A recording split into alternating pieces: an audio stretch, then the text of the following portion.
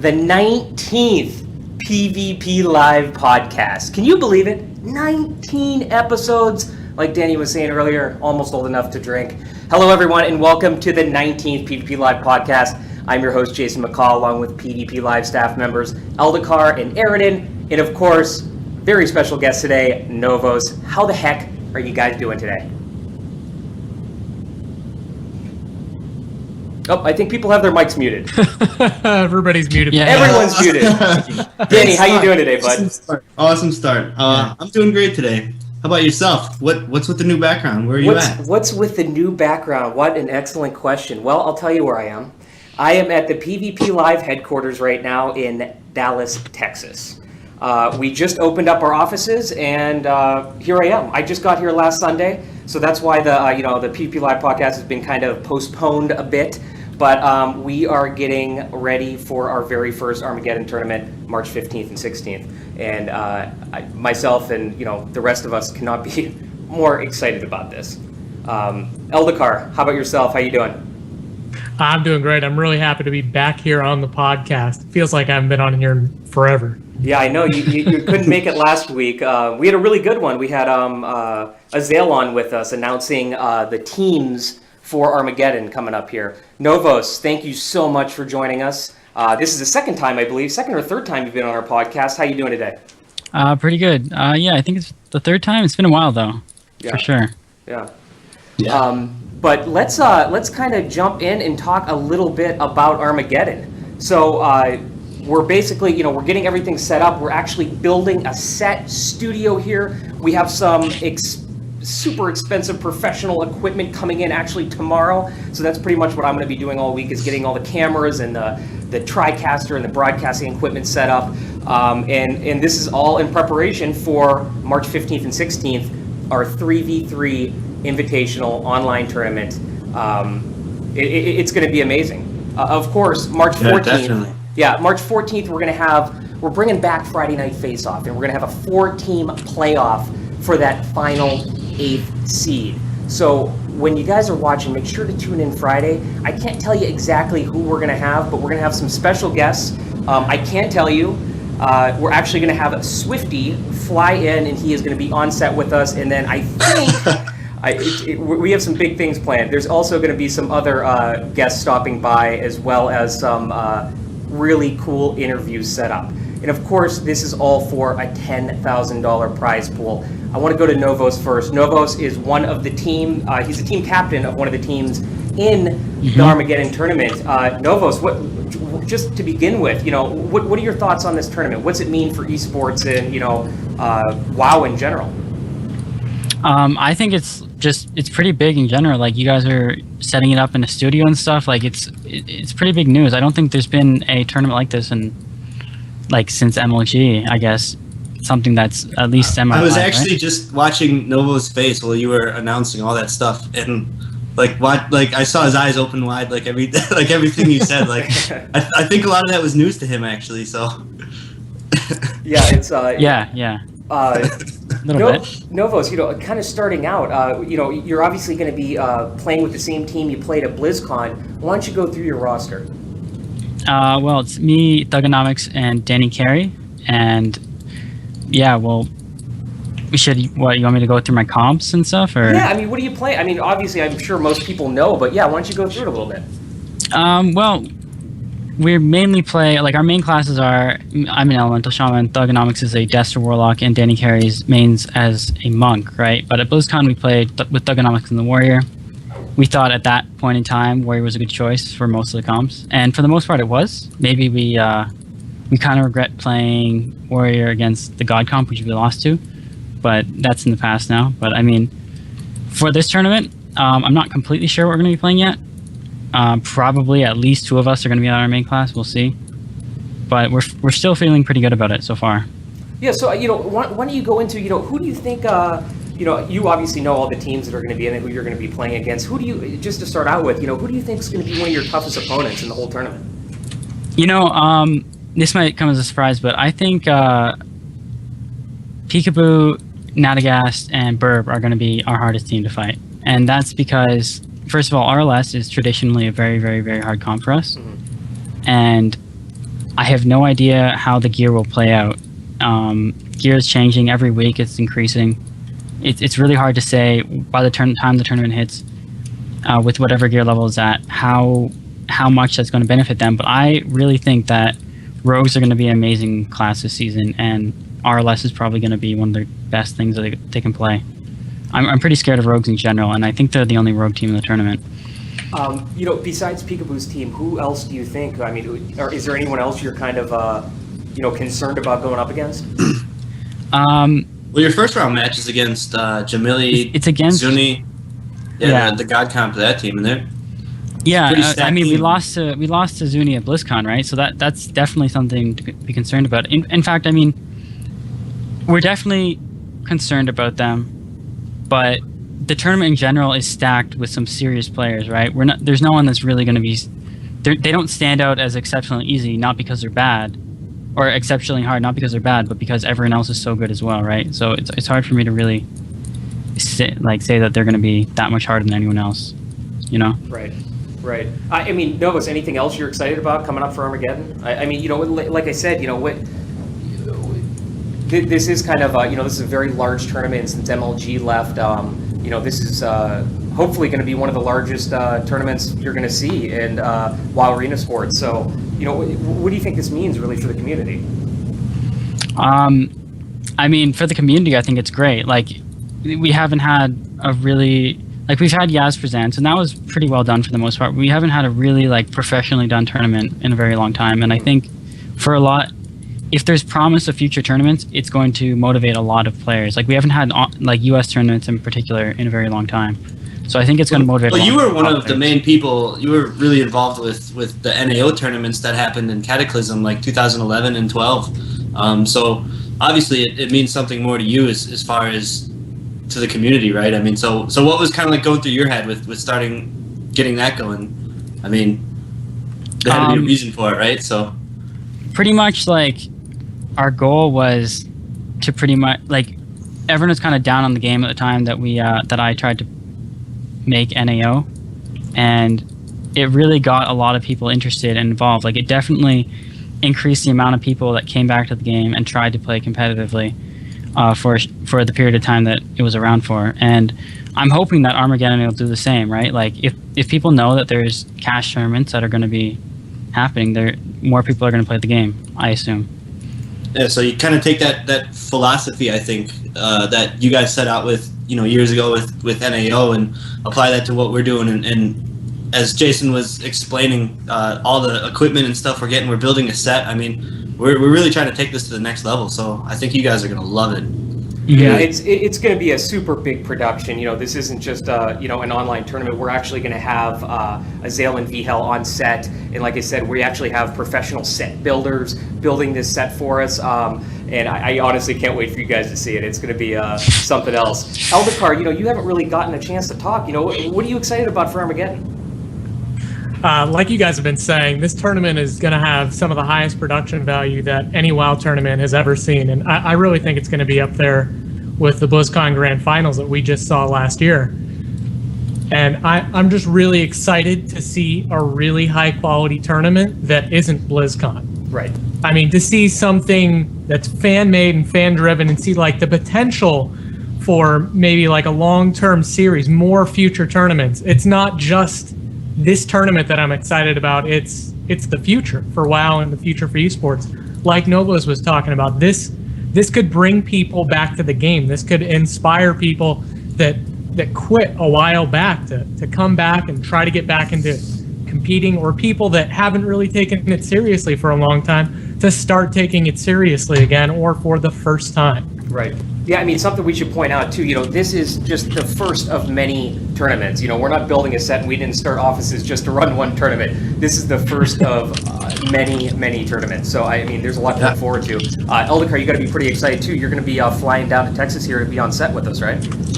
Yeah, absolutely. I'm looking forward to seeing it firsthand. And this might actually sound crazy, but I'm almost more excited for Friday than I am for Saturday or Sunday. Yeah. The idea of those first 4 teams that are fighting it out for that one spot in the tournament, to just that long shot, that dream at possibly winning the whole thing, I think that's inspiring. I'd love to see one of those teams make it pretty far into the tournament and see some really exciting matches. But the thing that I'm really hoping for the most is a really exciting grand final. I feel like the BlizzCon grand final was kind of a letdown, and I'm really hoping for some good back and forth, some close, nail-biting games. Yep. Yeah, I mean, I think everyone's, really looking forward to that high level of competition. Before we actually get to the first talking point of the night, I want to remind everyone, please go to pvp-live.com, bookmark the site, follow us all down here on Twitter right below our names, and follow us right here on Twitch. And, we have multiple updates per day, multiple news, blog posts on our website, PvP related, so make sure to bookmark that site. Jumping right into it. So we've had some decent amount of PvP related news this past week, basically. Decent amount. We've had a ton. I shouldn't say decent amount, a ton of news released, but I kind of want to jump right in. Before we jump into the Warlords of Draenor announcements, I want to talk about a little bit, well, I guess this kind of has to do with it as well, but Battleground Honor. So Blizzard realized that current honor gains in several Battlegrounds are currently too low. They're going to be making a couple changes to the way the honor bonuses are rewarded in Battlegrounds, starting out with in Arathi Basin, Battle for Gilneas, Silver Shard Mines, and Eye of the Storm, they will be increasing the frequency at which you'll be rewarded bonus honor based on the points your team has earned. Novoz, starting with you, I know you're mainly an arena player. Do you ever get into any random Battlegrounds? I mean, to farm for like my gear, yeah, sure. Did you say that was happening in Warlords of Draenor, or is that like? No, that's happening soon. Like that's happening as soon as it clears QA. Right. Yeah. That's hopefully the next definitely maybe hot patch or hot fix. Yeah. Patch, yeah. Yeah, I mean that's definitely like I like that a lot. It's kind of annoying to farm an entire set of gear, including weapons, if you just like, especially if you're losing games, it can feel like it's taking forever. I haven't. My characters I did last season, I did the Lion's Landing thing, but that's fixed now. So I only did one character over last week when there's no arenas, and I only did one character, got some gear in it, and that wasn't so bad. But it's definitely not. It definitely does feel too slow right now. So that's definitely, I think, will encourage people to play some more Battlegrounds, I guess. I didn't make it less painful, I think. I didn't even realize did they fix Lion's Landing at the beginning of the new season? Yeah. Oh, I didn't even realize. You can only loot the rares one time per day. So. Oh, okay. Oh man, that's sad. That was a highlight for me. I love doing that, getting big groups on OQ together. Yeah. And jumping from server to server. Eldakar, going down to you. I know you play Battlegrounds frequently. Obviously, I think no one's going to be complaining about bonus honor in random Battlegrounds. But what are your thoughts? I think this is a great change, but I still think that there's more that they can do. I mean, there's a big issue when the best way to farm honor is not doing Battlegrounds. There's a lot of people that like to do heroic dungeons in a group and then just convert justice to honor. There's people that used to do what was basically an exploit there to get honor through those champions or elites. And doing Battleground should always be the best way to get honor, or at least some kind of PvP. Some kind of directly PvP related thing, whether it's arenas or random Battlegrounds or Ashran and Warlords of Draenor. But I feel like there's other changes that they need to make, particularly to balance out the Battlegrounds. I know some people, I've seen complaints on the forums, are frustrated, particularly when they get into some of the 40-man Battlegrounds and into Twin Peaks and Warsong Gulch in particular, because those Battlegrounds, I know we've all been in one where it's just not going to end. You're getting farmed in a graveyard, the other team's capped twice, and they just want to sit there and farm you, and there's nothing you can do but wait it out. Right. And I mean, you can stop rezzing, but you're still just, wasting your own time. So I'd love to see them make some kind of changes for random Battlegrounds in particular, not for rated, where there's some kind of way that those games are going to be drawing to a conclusion, whether or not people are choosing to end them. Because if you look at like Arathi Base and Battle for Gilneas, those are going to end. I mean, people are going to continue to earn resources. There's no way that it's just going to turn into a miserable farm fest. And people should really be having fun in these random Battlegrounds. And I think anything that's detracting from that should really be changed. Whether or not it's changed in Rated Battlegrounds as well is a different decision to make. Right. Before we get to Danny's opinion on this, I want to bring up one other point about Battleground changes. You know, in Warsong Gulch and Twin Peaks, you're going to apply the focused assault debuff 1 minute after both flags have been picked up, which is 2 minutes earlier than it does currently. So, you know, it's going to speed up these games a lot. Aridin, what are your thoughts on these Battleground changes? I think it makes the honor grind more bearable. You know, no matter what side you're on, whether you're Horde or Alliance, there's downsides to it, right? So Horde has to wait a really long time for BG queues, and they win most of them. Alliance gets instant queues, but they lose most of them. So maybe they're equal in the honor gained per hour or whatever, however you want to calculate it. This is just going to make the whole process a lot easier, I think. But for me personally, once I'm done gearing, whether it be an alt or a main character at the beginning of the expansion, I don't really spend too much time in BGs. But I guess it's going to make that time spent easier to deal with. But I have heard, it's been hinted at, I guess, a few times that they're actually thinking about doing away with the honor system in Warlords. I haven't seen anything confirmed on it, but just kind of bits and pieces. I've seen that rumor floating around as well, but I haven't heard any details or any confirmations. Yeah, It'll be interesting to see what they replace it with, if they replace it at all, or how they change up the meta PvP. You know, maybe even with these faster matches now, with the debuffs, maybe this could alleviate some of the queue times on the Horde side as well. Because, you know, faster matches mean more queuing. That could be a possibility as well. Yeah. Moving on to, you know, there's been a bunch of Warlords of Draenor, PvP announcements this week from the Blues on the official, Blizzard website, starting out with Stat Squish. You know, after multiple expansions and patches, Blizzard finally reached a point where the numbers for health, damage, and other stats are so big, they're no longer easy for the average player to grasp. So Blizzard is going to be reducing the scale of stats throughout the game. There's a bunch of different things that they're going to be, not really removing or nerfing, but kind of taking out. Eldikar, starting with you, Jay Exil on PvP Live wrote a great article about this. Why don't you go through some of these, these changes? Well, essentially all they're doing is scaling down the numbers so that they're easier to read and easier for people to understand at a glance.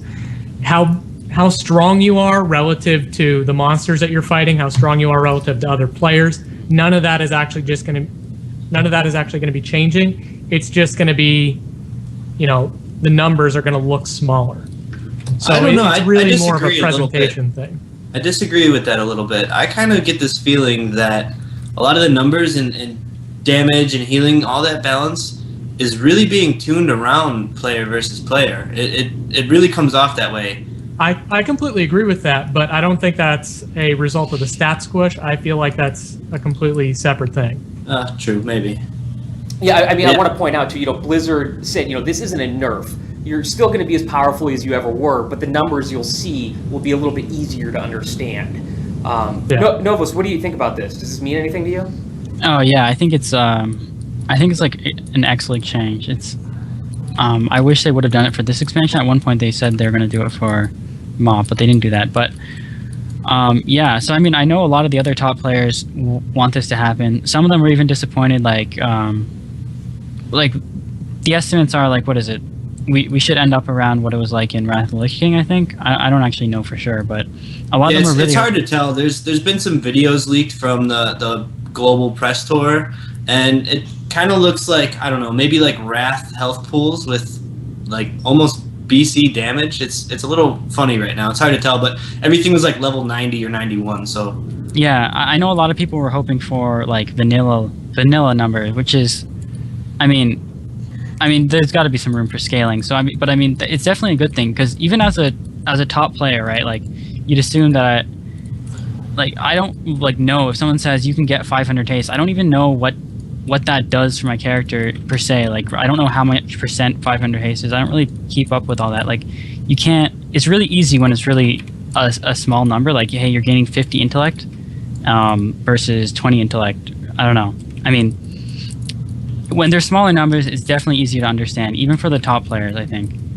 Yeah. When really trying to itemize your gear, compared to like 150 haste versus like 350 crit. Like you don't really know exactly. It doesn't have the same feel as if they're in smaller numbers. Yeah, it's easier to understand smaller numbers. It's easier to read them at a glance. There's just no reason for people to end up doing 50 trillion damage per auto attack 5 expansions down the road. So I'm hoping that they're going to keep repeating this in future expansions. It looks like, based on the graphs that they released, that once everybody's fully geared out in Warlords of Draenor, they're going to be doing roughly what people were doing about when they first hit level 85 back in Cataclysm. So they're not really winding the clock back that far, but if they keep repeating this, like every expansion or every other expansion, it could keep things under control. Yeah, hopefully this will make it a little bit easier for new players to get into the game, or maybe not even new players, but like we were saying, average or casual players, being able to understand it a little bit more. And Novoz, I'm glad you brought up, even the high rank, arena players. This will make it a little bit easier for everyone, basically, to kind of comprehend what these abilities, or like haste, for example, or intellect actually do, or how it scales. Moving on to the next one, racial traits. This has been, something we've talked about on the podcast a bunch of times before, and it was finally announced about WOD coming up. Blizzard feels like some racials were a bit too powerful, and it caused players to play certain races they wouldn't otherwise play. On the other side, some races had next to no performance-enhancing perks, so they're trying to, rearrange them, improving old passives, replacing obsolete ones, and adding a few new ones. Danny, I know we were talking about this earlier today. Why don't you go into a couple of the more important ones? I believe we were talking about dwarves and gnomes, right? Yeah, well, dwarves, they kind of keep their stone skin, which they have now, but it's getting a significant buff. So it's removing magic and curse, as well as bleeds and all the other things it removes already. Off the top of my mind, I don't know. It can't be used as a CC breaker, which we were I think we talked about this on one of the last podcasts when these things were first leaked. So it can't be used to get out of CC, but it is a pretty decent. It's a 10% damage reduction, removes all these debuffs. They also get a buff, a passive Might of the Mountain, which adds 2% crit damage and healing, and 2%. I can only imagine with the downscale numbers is going to be quite a bit, actually, like a good percentage. So yeah, dwarves on the Lions side are definitely getting one. Gnomes, escape artist being dropped down to 1 minute from 1.5. Short blade became nimble fingers, which is 1% haste. A tweak to expansive mind plus 5% max mana, energy, rage, or runic power. So I mean, those are pretty substantial buffs. They're not like buttons that you press that kind of give you more power, but passively, I think they're pretty good. Yeah, I mean, pretty much those are really the two most important ones. A lot of the races really didn't change a lot. For instance, there's basically no changes to undead, right? Actually, yeah. Will of the Forsaken is going to a 3-minute cooldown instead of 2. Okay, right. So that's a little bit. I'm not sure how. That's I feel a pretty about big that. nerf. I mean, Yeah, Well, yeah, Novoz. I'm not happy about it. We'll put it that way. Novoz, why don't you talk about that a little bit? well, I think the will nerf is pretty big. It affects there's certain classes, like Monk's the best example I could say, is that they completely rely around having that talent, which is going to be a pretty big nerf for them. In fact, I almost feel like that comes directly from them. But it's a good thing, right? You don't want one race to be completely like it'd be stupid to go any other race, right? You don't want that. But yeah, I mean, I think there still is some big advantages. They tried to balance it. I don't really know what they're doing with human, like every man for himself says still being evaluated. I don't know what's happening there, but a percent of a secondary stat, that's pretty big, I'd say. And for me as a shaman, I'd say dwarf is significantly better than any other race I could pick now. So there's still definitely going to be some imbalances. Hopefully they'll kind of tweak them some more since what they released. Novoz, you pretty much exclusively play Horde, right? For the most part? Yeah, right now. I mean, I played Alliance when everyone else played Alliance. I don't know if there's like some community shift, I don't know where I'll be going. It really depends on my two teammates who I virtually like. That's who I play with at this point. So wherever they go, I'll go. It doesn't really. I think that's actually something interesting to talk about, is because in PvP, especially if you arena or RBG or do more of the competitive stuff, everybody wants the advantage, right? So they're gonna pick what faction they think has the most advantage. So like in at the end of Cataclysm, everybody was Alliance because of all the raid trinkets you could get, and using double trinkets with every man for himself is just so strong. Now everybody switched to Horde because at the beginning of MOP, because they thought the new Touch of the Grave, I think it's called, for Undead, a lot of people thought that was going to be really strong. It didn't turn out to be that strong, but so the community kind of like flocks around to where they're going to have the most advantage, I think. And so I kind of disagree with that a little bit. I think that after an entire expansion, everyone who's been playing Horde for all that time just gets tired. Because on EU, it's the exact opposite. They were Horde for all of Cataclysm, then they went to Alliance, and then it's been the exact opposite of US. Yeah, I think they're just an expansion behind an EU. I don't know. Okay. I think it's just people get tired. Yeah. Yeah, but I mean, I think the racials have a lot to do with it as well. I mean, maybe. I mean, you could argue racials are very comp dependent. It's not really like one side has the advantage. Yeah, that's true.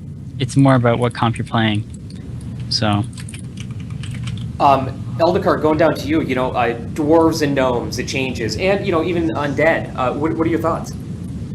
I think they're good changes, and overall, I'm really happy that they're working on more finely balancing out, or at least trying to more finely balance out the different racials, because they want race to be a choice that's not dependent on the racials and not dependent on performance. They should be a cool bonus. I mean, that's the philosophy that they've shared, and that's a philosophy that I share.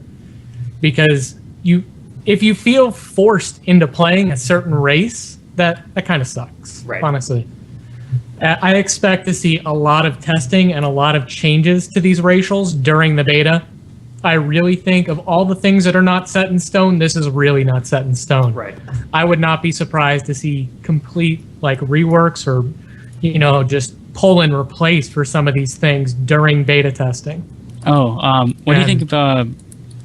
No one really brought up Night Elf. That one's pretty weird. Yeah, what is that actually? It changes Kyle, versus Night or yeah, Day. that one's a little strange, but it's unique. I mean, I feel like that's the kind of thing that racials should really be. They should be different. They should be fun. They should be unique, and you shouldn't really have to base your gameplay around them. So the Night Elves is Touch of a Loon, a passive that grants 1% haste at night and 1% crit during the day. It also says, remember, no haste breakpoints in Warlords. So, I mean, 1% it's still a bonus, regardless. But the fact that it changes... It's weird. Well, yeah, that's actually a really good question, Novoz. I mean, could you see Alliance players playing Arena at different times of the day just because of this racial? I mean, maybe, but I could see them more likely changing the race out of it. Right. But I mean, Shadow Meld is still strong. It's still really strong. I mean, haste is a way better stat for druids than crit is, that's for sure. So maybe all the druids will play at night because they all love Night Elf. Every druid loves Night Elf, even more than any Horde race. If people are really basing their playtime around 1%, yeah, I know. Yeah, right. I know it's probably not going to happen, but you can certainly see people complaining, some people probably won't like it. Some people will be like, why can't I just have my haste all day? It doesn't really matter that much, but... Yeah, I mean, I guess if it was like a 5% haste buff, that might be a little more impactful, but 1% is really... Yeah, 1%'s getting a little picky, I think. Like, if you're ready to race change from one of the strongest Alliance races with Shadow Meld for 1%, you got a little... Yeah. You're a little too picky, I think. Every man for himself is something I'm really interested to see what they do with. Yeah. I know they haven't made a final decision. Personally, I'd really like to see them distribute that out to all the classes, so nobody actually needs a PvP trinket. It's just an ability everybody has, and give the humans something else. Honestly, I don't feel like that trinket is an interesting gearing decision. It's just a mandatory choice that everybody has to get. Yeah. So why? It just doesn't make any sense to me. It's removing that gear slot from being an interesting choice. And why would you want to do that? Right. they should pull that out, make it, baseline for everybody, and then put some variance in the trinket choices in there so people actually have an interesting choice to make with that trinket slot. I completely agree. Moving on to the next topic, Aridin, very own Danny here, wrote a great article on PvP Live about button bloat and ability pruning. The developers at Blizzard, finally addressed the issue of having too many abilities on your ability bar. The official blog states, over the years, we've added significantly more new spells and abilities than were removed, and the game's complexity has steadily increased. So basically, Blizzard wants to reduce the complexity of abilities and reduce keybinds, which I'm pretty sure, I could be wrong in this, I don't want to speak for everyone, I'm guessing a lot of people are pretty happy with. Novoz, starting with you, what do you think about the issue that's been going on with button bloat? For example, especially, I guess, hunters. Hunters have a million different abilities with traps and everything, so is this something you like? Yeah, I definitely think there needs to be some removing. I don't think hunters are any different than any other class. In fact, well, actually, I'm not going to go into which class I'm more or less, but yeah, there's definitely needs to be some cutting of buttons. Like, people, like, all these new abilities are added, and when they add a new cooldown or something, which they're removing, I think, right? Like, they're removing cooldowns. Yeah, it's going to people end up just macroing them together. Like, people find their own ways of pruning them. Like, there's tons of spells that I just put together because I do not want to bind them separately, because the amount of times that it'll really benefit me to use them separately is pretty low. So I just end up macroing them together anyways. So definitely any way they can remove some buttons from the game is a good thing. Maybe not as low as what they were at in BC, because BC had some very few amount of keys, but it definitely needs to be done. Yeah, I guess I should have stated this. One of the major removals is temporary power buffs or cooldowns, so it's going to help reduce cooldown stacking overall. Eldakar, going down to you. I mean, what have you experienced with button bloat over the years? Well, I mean, it's been a gradually growing problem as I keep adding new abilities, and it is really a problem. I play with default bars most of the time, and I've got pretty much buttons everywhere. I've got macros everywhere, and it does reduce the enjoyment of the game for me. You don't really need that many buttons to have interesting choices and to provide interesting decisions for the player to make and to have fun. I mean, I'm going to compare this to something completely outside MMOs. And if you look at like Dota, League of Legends, heroes only have a handful of abilities. Yep. But how you position yourself, how you use those abilities, that makes all the difference in the world. There's so much complexity and so much depth that you can bring into play there with just a tiny fraction of the abilities that we have in WoW. I think that they could strip out a ton of abilities and still have a lot of dynamic gameplay, a lot of interesting choices to make, and I think it would be a lot more fun, because you can't really wrap your head around, or at least it's very difficult to wrap your head around making choices with so many different abilities. It's overwhelming for.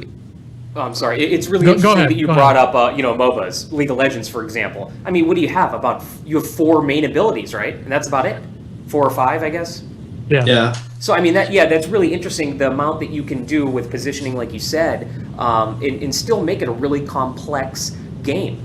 Danny, you wrote this article. Why don't you go a bit into getting rid of some of the abilities and reducing macros? I definitely think it's something that's needed.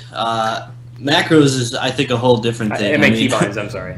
Yeah, macros is kind of annoying in itself, because every new class you make, you have to write a million macros for it or whatever. But just getting rid of abilities in general is, I think, a great idea. A lot of the classes I play, I could name at least a handful that really can either be smushed together or gotten rid of or something. But the one thing that worries me with this, and like with MOBAs, is one of the reasons I've never been able to get into them is like, I don't feel busy all the time. Like, I like hitting a lot of keys. I like, when you spamming your rotation or whatever, kind of moving fast. Like, I don't feel like there's enough buttons to press in MOBAs. So like, I'm really just hoping that rotations don't feel too slow with the removal of some stuff. You know what I mean? Yeah, I mean, obviously they're not gonna They're not going to Yeah. bring it down to 4 abilities, but yeah, it's interesting to think about. Yeah, I would just that's what worries me the most is having to wait to hit my next attack or something. So I don't really like that feeling, but overall it's good, and it kind of ties in with the next topic that we're going to talk about, which is CC. Right. So like a lot of the abilities that are being removed are CC. So yeah, you're saying you don't want it to get too slow. 'Cause I'd say back in BC, I don't know if you remember, like Warriors. Yeah. Warriors could wait like a long time. Like they just be over that's like what I Mortal mean. Strike and they just stand there. Or especially like leveling. I remember leveling up as a warrior way back when you didn't get Mortal Strike till 40. You just stood there waiting for auto swings. Like no one wants to go back to that, right? But it's gotten pretty extreme at this point. Yeah, I agree with that. And rep polys were the same way back in vanilla. I mean, we had like one active ability, pretty much just follow somebody around, auto attack, and hope for seal procs. Yeah. And that's not interesting. MOBAs are different than MMOs, but I was really just trying to illustrate that you can make interesting choices and allow for player skill without having 40 different buttons to press. Right. The skill in the game in WoW doesn't come. I don't think it still really does, but it shouldn't come from how many buttons you could press really fast, or how many different keybinds you have. That's not what makes skill. It's about a whole lot of other things, awareness, judgment. We could make a list, but. Well, yeah, so I get what you're saying, that the skill in the game doesn't have to be based around how many keybinds you have, which I think is definitely a good argument to make. Eldikar, did you want to say something else? I was just going to say, you do need more abilities in a game like WoW, but you just don't need as many as we have. So I'm glad they're doing this. Moving on to the next topic of the night, probably a pretty big one. I think everyone's pretty excited about. A big complaint of many players is there's too much CC in the game. Blizzard listened and they're removing a wide range of crowd control. I guess, first to start talking about this is there's going to be removal of instant crowd control abilities and instant cast crowd control abilities. And, Cyclone is now dispellable and fear times have been shortened. That's just to begin with. Novoz, what are your thoughts on CC and diminishing returns? I definitely I think everything that they wrote was great. I mean, I have no big problems with any of that. As long as burst is lowered and everything else that they say they're going to do, then all the diminishing return stuff sounds good. I was actually a bit afraid that they wouldn't do it right. Like I thought when they said we're going to remove instant CC, I pictured them just gutting hunters and then leaving like everything about mages and warlocks intact, and then making them blatantly better. Because honestly, that's what people complain about the most is hunters. Everyone always references hunter for instant CC, which is true. It's a problem, but it's all the other classes have their problems pretty bad as well. And I think the changes to fear, I think it's a really, I'm sure not everyone would agree with me, but I think it's a pretty smart way to fix fear. Just flat out reducing the duration. It's such a strong spell in so many ways compared to other CCs, and just reducing the duration seems like a smart choice, I'd say. Have you see that spell in particular? I'm a little unsure about because, and I feel kind of maybe partially to blame about that because on one of our podcasts I talked about how strong it was, and when you say feared to Africa, you turn an 8-second CC into a 12-second CC with having to run back and get in range of your team or whatever. But what I don't like about just the reduction of it is that when you fear somebody for 6 seconds now, if your pathing is terrible and they stay with their team, then it's only a 6-second CC, and it's shorter than an 8-second polymorph or another 8-second duration CC. So yeah, I'm not really sure about that. I don't think I don't think the argument of it being moving players is their best argument. I don't think that's a very good one at all. I think the fact that it moves is I don't like that about the spell that much. I think it should move less. But yeah, I've got to agree with Novoz. I think that a better solution to the issues with fear would just be to have it move you around more like a disorient, like blind. So you're not moving huge distances. You're just kind of staying in the same general area. Maybe not that. Or it would definitely not be as short as short a distance as blind. Maybe that, but much wider, maybe. But somewhere in between. Yeah. It just wouldn't send you the other direction. It's fear RNG. The pathing can completely determine games in a lot of cases. Yeah. But but I think their better argument is that fear is literally a better fear is literally in my mind the best CC in the game. It's your team is more successful most of the time having a fear class on the team. You don't necessarily need the polymorph spell, but almost every season it ends up with a fear-based comp like Shadow Priest. I don't know. I would just like to see changes made to either the pathing or the damage that it takes to break a fear, because right now that's what makes it so strong, is it can send you across the map and it takes forever to break. So you can argue that's my opinion why it's the strongest CC, and it's pretty much spammable. But if they were to change those two components about it, I think it's not just fear. It's not just a spell fear, right? I don't think fear. Well, all fears, but yeah, I'm thinking Warlock fear. Yeah, I assume when they said fear is 6 seconds. Yeah, no, it's all fears as well. It's all fears. Well, didn't they say explicitly that it was cast time fears? Did they say that? I thought they did. Maybe I misread. I'm not sure if they did or not, to be honest. Yeah, I didn't see that. Novoz actually, one of your teammates, Thugonomics, is an avid Warlocker. Have you gotten his feedback on any of this? On these changes? He didn't really. I think he liked those. I don't really. Warlocks look at that and they see a lot of nerfs. I'd say I feel like Warlocks see that more than other classes because you see. We have Nadagast in chat too, so. Yeah, I don't think Nadagast was too happy about it either. Nada, let us know your thoughts, man. But it does, because they did directly hit almost all Warlocks you see, right? They hit Coil and Fear. So, but I don't know. Thugonomics his response to it was just make Fear not move. He hates that shit. He hates when a Fear will run someone around the pillar as he's trying to cast a Chaos Bolt. That happens so often, it's ridiculous. And that, like I said, that can determine winning or losing a game. Well, it does affect Destro more. Yeah, but it's not just Fear, it's Coil pathing as well. Oh, right. In fact, it's probably more often Coil because that's when he's casting Chaos Bolts the most. But that kind of RNG is really, really annoying because for some reason Fears love to hug pillars. As soon as they hit one, they just hug around them. So if they get to a pillar when they get coiled, they might just walk right out of the line of sight. But yeah, I don't think it's also. I also don't think I don't really like his solution of being just make them stand still. That's probably kind of pointless. I don't think that would feel good. I kind of like your idea where it's just they have a small radius they kind of walk around in, And I did reread it. It's long duration fears, not cast time spirit here. So I misread it the first time. Eldacar, I know you kind of touched on the shortening of fear times. Did you have anything else to add to that? Yeah, I'm really happy that they're stripping back CC in general. This is something I've been asking for 3 expansions, and I know a lot of other people have as well. I made a huge feedback thread towards the end of Cataclysm, just a roundup of feedback on the forums about Cataclysm PvP. And I think the number one thing that I saw voiced in that thread from hundreds of people was CC. There's too much CC.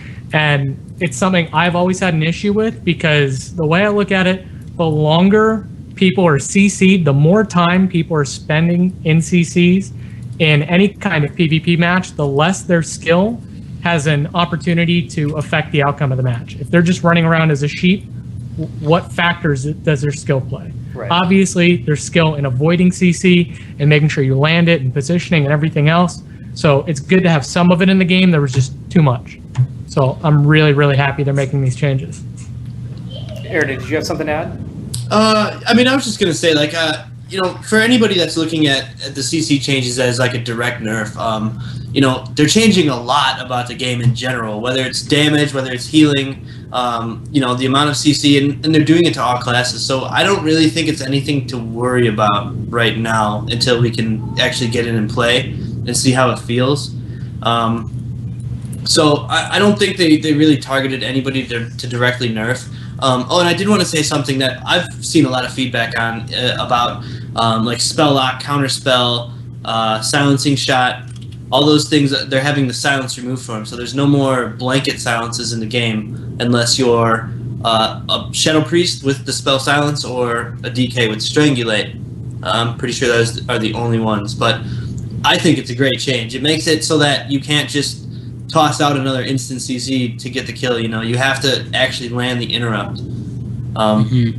So that's a cool one. I just want to add something to what Danny said real quick, if you don't mind, Jason. Yeah, go ahead. Like Danny said, you can't take any of these changes in isolation. Everybody is getting hit, and it's really too early to make any kind of judgment, armchair quarterback or otherwise, that your class is getting hit disproportionately hard.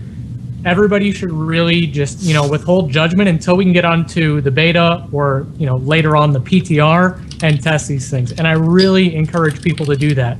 The more testing we have of this and the more, substantial feedback that we can provide and data we can provide, the better balanced we're going to have Warlords of Draenor. If you really, really think that your class got hit disproportionately hard after doing a lot of testing, submit some good feedback about it. Maybe they'll listen and maybe we'll get a better balanced Warlords of Draenor. It's proven, Lakar, that I'm glad you brought this up too, is, Blizzard has been listening. So it really is important, once this beta goes live, you guys need to get on there and, test out these different abilities and give your feedback. I mean, it's clear that they have been listening to the audience, the viewers, the players, everything. So yeah, not everybody's going to get into the beta, obviously. Sure. But they always have a PTR, right, like a month, 2 months prior to when the expansion comes out. That's publicly accessible to everybody.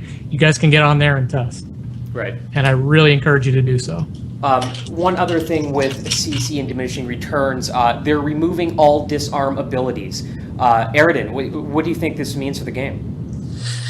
I'm not sure, really. I played a Death Knight for a lot of seasons, and as many people know, Death Knights use the runes. They don't really use weapon chains, so they get kind of screwed the hardest by disarms. But at the same time, I think it's kind of a spell that's on the fence for me. I would have liked to see maybe just overall reduction to like 4 seconds or something, eliminate the need for a weapon chain. But I think it's a good defensive ability to have for some classes. And yeah, I don't know. It doesn't really seem like overly powerful to me to disarm somebody.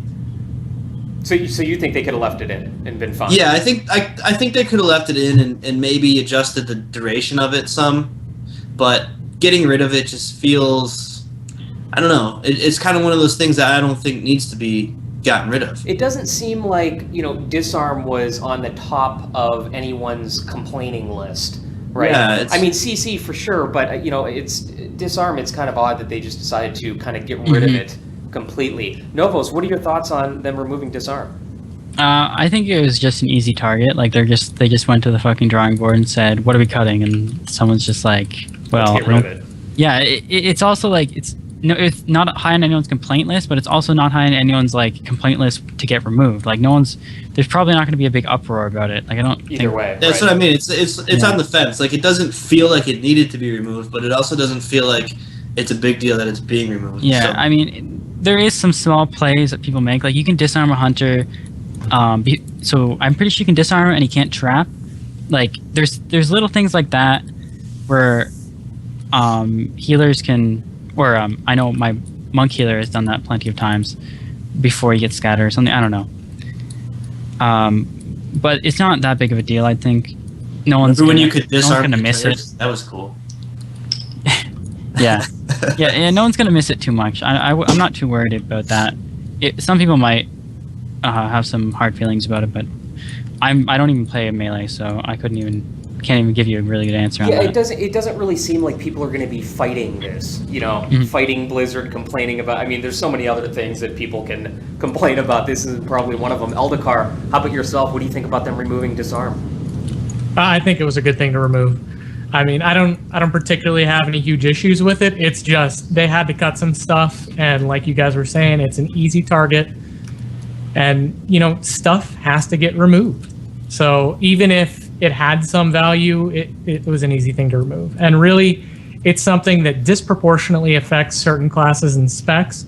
So that would have made it more challenging to balance, and I'm sure it has in the past. So why not just get rid of it? Right. Did you guys, is there anything I missed about the crowd control announcement? Is there anything else you guys wanted to talk about? I think that covered everything, right? You can bubble out a cyclone and get NFD'd out of it. That's pretty good. Oh yeah, oh, right. That too.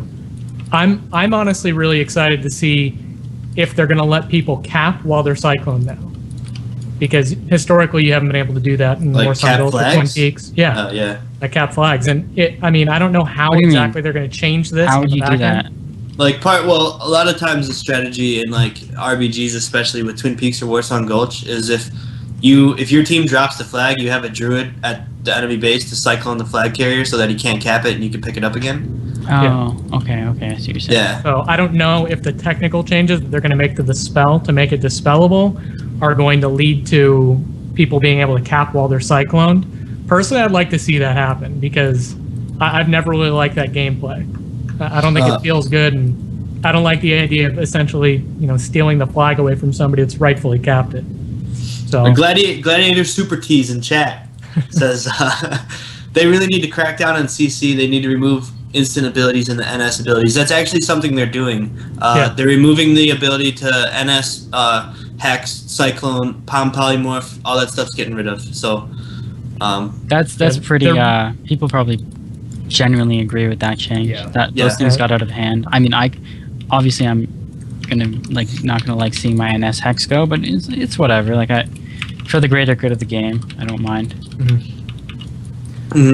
Moving on to the final topic of the night. Before we get there, I just want to remind everyone to go to pvp-live.com, bookmark that site, follow us all right down here on Twitter, and follow us on Twitch.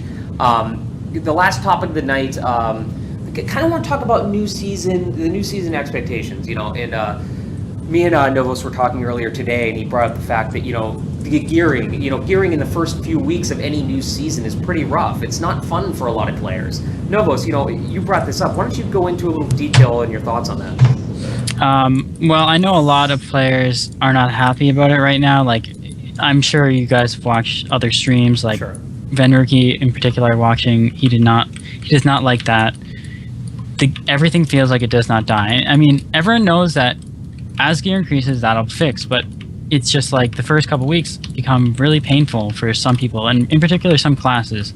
Some do benefit, but it's still a boring game when no one dies for extremely long periods of time. Well, this has only been a problem, I think, the last couple seasons when they decided to remove resilience from gear.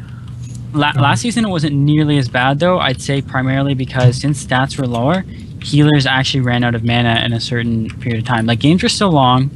It was still kind of bad, but you could really run a healer out of mana. Right now, it's just people last forever. If you're not playing a good enough comp to kill, then you're not going to kill. It's just so incredibly boring.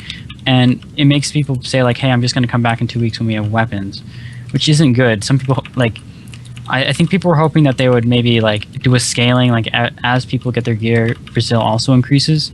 But I'm not sure. I doubt that's going to happen, considering once weapons get here, then it probably won't be so bad anymore. Well, I mean, we definitely know that Blizzard doesn't. They're not a fan of the way resilience is working now, and they're trying to eliminate as much as possible for Warlords. But I think the way it's being handled now, with bumping it up all at once at the beginning of the season when you're still in last season's gear, isn't the best way to do it. I would have liked to at least see Resil scale week by week or something for a few weeks. Absolutely. But that immediate jump right at the beginning of the season when you're still doing last season's damage makes it feel way too slow. And there wasn't a lot of balance changes this time around, but that was really a problem last time. People overreact to their class being bad. They feel hey, I do no damage, or my class sucks in this damage and healing ratio right now. But by the end of the season, things have changed. So people demand balance change at the start, and it's I think mages. People are oh my god, mages need this fucking Ice Lance buff for doing 0 damage first day of the season. Mages get a 20% Ice Lance buff and they become gods at the end of it. It didn't happen as bad this time because there wasn't that big of changes. But if they do that in future season, it's gonna happen. People are gonna be my class is garbage now that all this stuff changed. Yeah. So they can't let that happen. It has to either scale or something different has to happen with resilience. Eldikar, going down to you. I mean, what do you think about, Nova's talking about, scaling resilience at the beginning of the season and how hard it is to, get through some of these beginning matches in the first couple weeks? Yeah, well, I completely agree with what Novoz and Danny said. I think that jarring, huge jump at the very beginning of the season is a problem. I mean, the game should not feel like it's a completely different game when you log on after a new season starts. It just shouldn't be like that. and having it gradually increase to where it's supposed to be, I think would feel a lot better and would lead to, like Nova said, a lot less calls for balance changes that are not going to be problems at the end of the season. So Now, devs virtually would have to ignore everybody for 2 months until everyone has full gear and has a chance to try it with full gear to get. And people really probably wouldn't like that. yeah, I don't know why they didn't do it in a more gradual manner. I'd imagine it has something to do with technical limitations. Hopefully, if they're going to keep using a similar type of model in the future, they'll change that. Even the technical limitations, I don't think are really that much of an issue because they have the scaling of PvE gear, right? So like every week the scaling item level goes up by 1 point or something. So they already have this kind of this tech to scale stats, but Yeah, I don't know. If there's one thing I've learned following Warcraft development, it's that you can never judge how technically easy or difficult any kind of change would be, because I mean, it's really black magic that goes on behind the scenes there. What seems easy to us could take them an enormous amount of effort. true. Novoz, going to you. You know, do you have any predictions about comps or classes coming up in this new season? I mean, what do you think's good? What do you think's bad? What do you think's going to come out on top? My predictions probably, like, I think rogues are going to be overlords. I think they're going to be like the best melee. That's just because I think they scale the best with gear.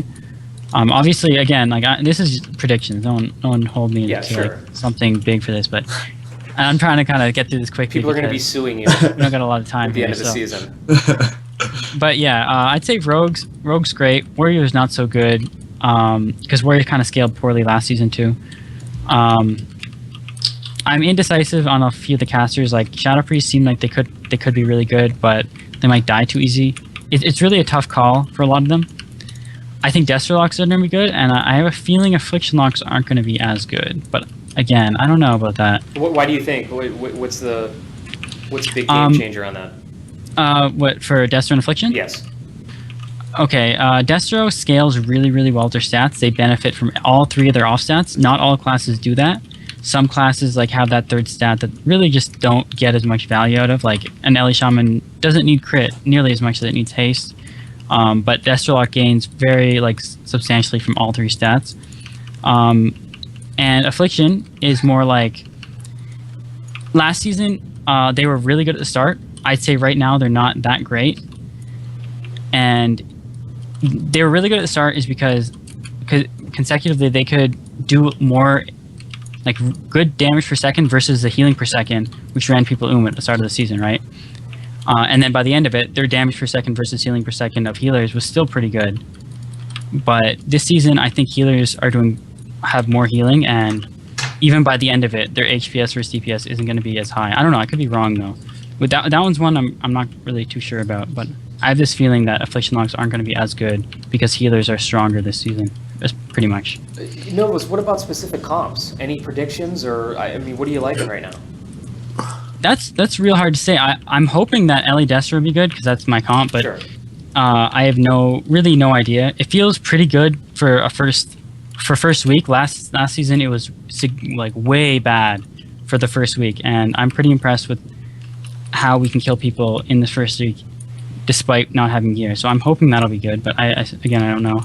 And I think rogue comps. I think rogue's going to do real good. There's a lot of classes I don't really have an opinion on. Some people think Moonkins are going to be great. I have no idea. Maybe they will be, but.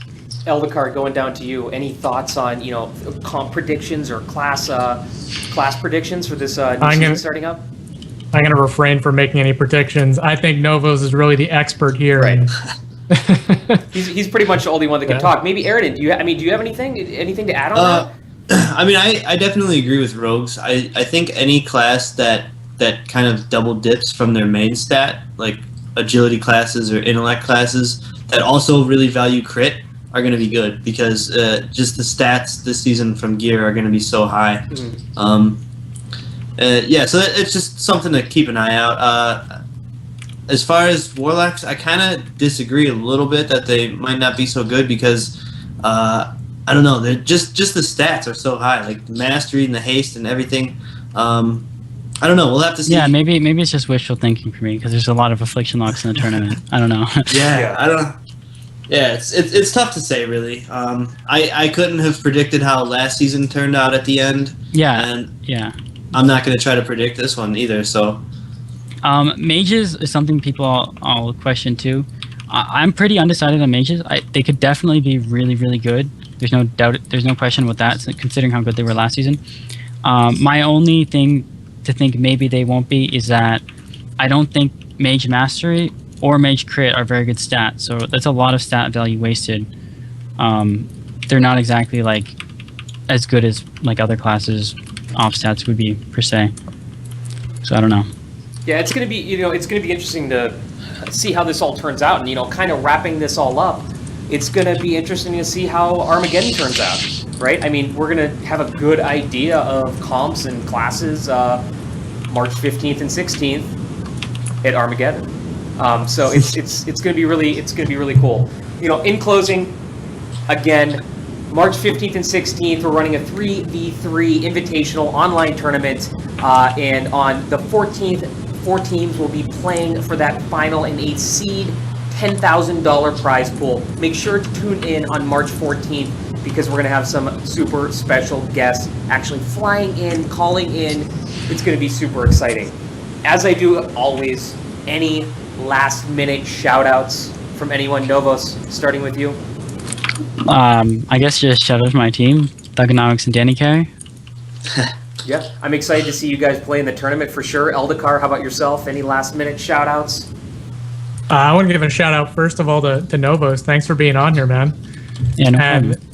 then a shout out to Blizzard. Thanks for all the new info this week and for all the support of the Armageddon tournament. And thanks as always to the great chat for all the wonderful interaction. Yeah, I have to add on that too. Obviously, thank you, Noah, so much for coming on.